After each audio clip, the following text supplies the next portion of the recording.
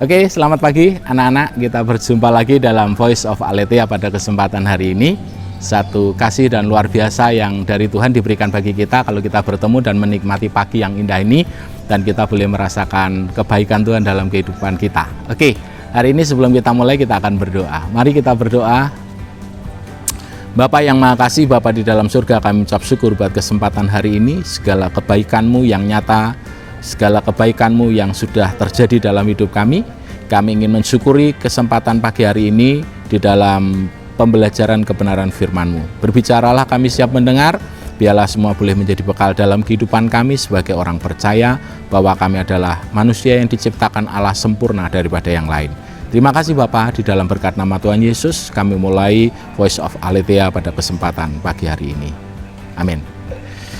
Oke anak-anak, kalau kesempatan ini kita mendapatkan sesuatu yang luar biasa. Kalau kemarin kalian sudah dibekali dengan banyak hal, bagaimana tentang alam semesta yang Tuhan sudah ciptakan, tapi ada sesuatu yang spesial di dunia ini, di alam semesta ini, yaitu manusia. Diri kita, saya dan kalian. Apa sih istimewanya kita ketika diciptakan? Mari kita akan melihat satu kebenaran firman Tuhan. Nats bacaan kita hari ini dalam Kejadian pasal yang pertama ayat yang ke-26 sampai ayat yang ke-27. Saya fokus di ayat yang ke-26 terlebih dahulu.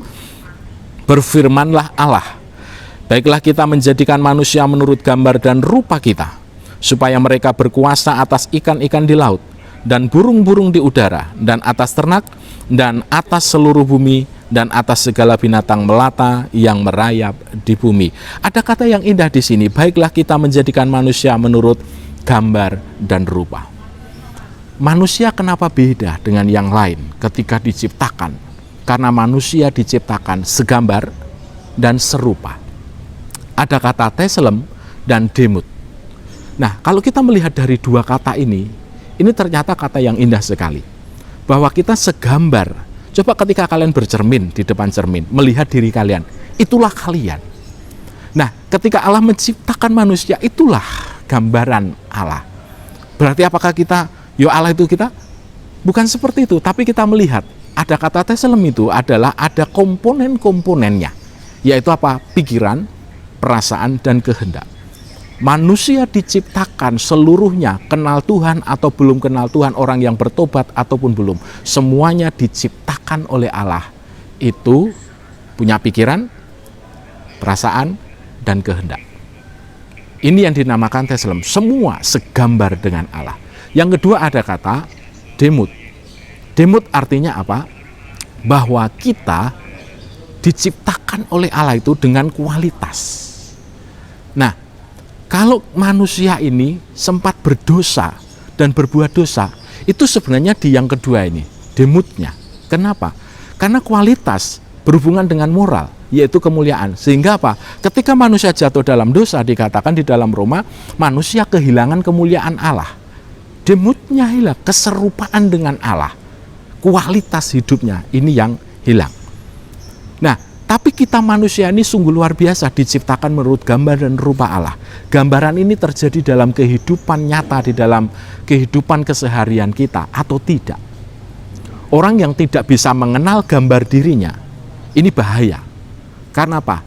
Dia tidak akan bisa mengerti tentang dirinya, dia tidak akan mengerti bagaimana masa depannya, dia tidak akan mengerti apa rencana Allah yang akan terjadi dalam kehidupannya. Dan gambaran manusia yang sempurna, segambar dan serupa adalah Yesus. Kenapa? Karena secara kualitas, seperti itulah seharusnya manusia. Tetapi manusia dihalangi yang namanya dosa. Tapi hari ini kita melihat gambaran yang sempurna itu, gambaran yang ada itu dalam diri kalian, yaitu manusia, segambar dan serupa. Dan yang sempurna itu dalam diri manusia. Allah menciptakan binatang tidak serupa dengan dia. Allah menciptakan alam semesta tidak serupa dengan dia. Tidak segambar dengan dia. Gambaran dan rupanya terjadi hanya di dalam diri manusia. Kalian dan saya. Ini istimewanya kalian dan saya. Nah, hari ini kita melihat bahwa Allah menciptakan kita itu menurut gambar dan rupa. Ada tugas yang Tuhan berikan bagi kita. Di sana dikatakan supaya mereka berkuasa atas ikan-ikan di laut, burung-burung di udara dan atas ternak dan atas seluruh bumi dan atas segala binatang melata yang merayap di bumi. Supaya apa? Berkuasa. Artinya bisa mengurus, merawat, mengelola. Inilah pemerintahan Allah yang diberikan kepada manusia. Manusia diberikan sebuah apa? Kekuasaan, pemerintahan. Inilah yang dinamakan gambar Allah. Gambaran Allah akan terjadi dalam kehidupan manusia. Salah satu contohnya, manusia memerintah atas alam ini. Yang berhak mengelola, yang berhak kalian untuk semua yang ada di bumi ini dalam kekuasaan manusia. Sehingga kalian harus mengelola, kalian harus bagaimana memelihara, supaya ekosistem semua sesuatu yang baik yang ada di dunia terjadi dengan baik. Kalau manusia tidak bisa mengenal gambar diri, bahaya bagi diri sendiri, bahaya bagi sesama, berbahaya bagi alam, dan yang terakhir, bahaya bagi kekekalan, karena kalian tidak bisa mengenal Tuhan. Jadi mari kita mengenal gambar diri kita. Siapa diri kita? Orang yang mengenal gambar diri, dia akan mengerti tentang dirinya, dan dia akan mengerti apa yang ada di masa depannya. Saya tanya kepada kalian, apakah Allah selalu berpikir yang masa lalu? Tidak. Tapi Allah berpikir ke masa depan. Ketika orang berdosa, manusia berdosa, dia berpikir bagaimana manusia lepas dari dosa. Dia menyediakan juru selamat. Ketika manusia ini akan akhir zaman dengan berbagai masalah, dengan kesengsaraan, tapi Allah juga menyiapkan bagaimana kehidupan kekal yang akan datang. Artinya Allah selalu progresif ke depan.